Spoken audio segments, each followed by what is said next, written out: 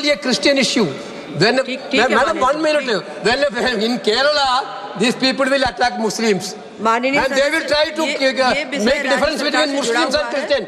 In other part of Kerala, they will attack Christians.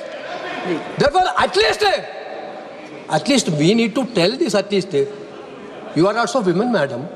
2 nuns, those who are doing services, are in jail without any reason, without committed any crime. How can it be? Therefore, government has to intervene. We need a clear-cut answer. Government have to intervene and they have to release immediately. Thank you, Madam Chairman, Shri KC Venugopal MP, माननीय सदस्य आप संक्षेप में रखिए इस विषय को please. Yeah, I am very shortly speaking, ma'am.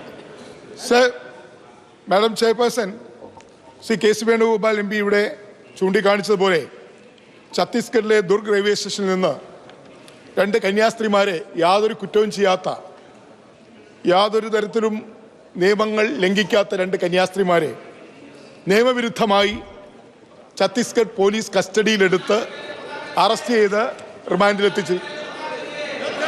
റിമാൻഡിലാക്കിയിരിക്കുകയാണ്.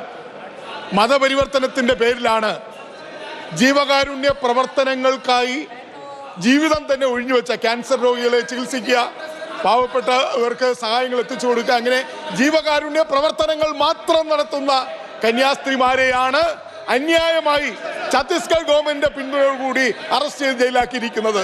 അതുകൊണ്ട് എത്രയും വേഗം ഈ കന്യാസ്ത്രീമാരെ ജയിലിൽ നിന്ന് മോചിപ്പിക്കണം. അതോടൊപ്പം തന്നെ അന്യായമായി പീഡിപ്പിക്കപ്പെട്ട ഈ സംഭവത്തെക്കുറിച്ച് അന്വേഷണം നടത്തണം. ഗവൺമെന്റ് ഓഫ് ഇന്ത്യ ഈ വിഷയത്തിൽ ഇടപെടണം. അതോടൊപ്പം തന്നെ ആഭ്യന്തര വകുപ്പും ന്യൂനപക്ഷ വകുപ്പും ഈ വിഷയത്തിൽ ഇടപെട്ട് സഭയിൽ പ്രസ്താവന നടത്തണം.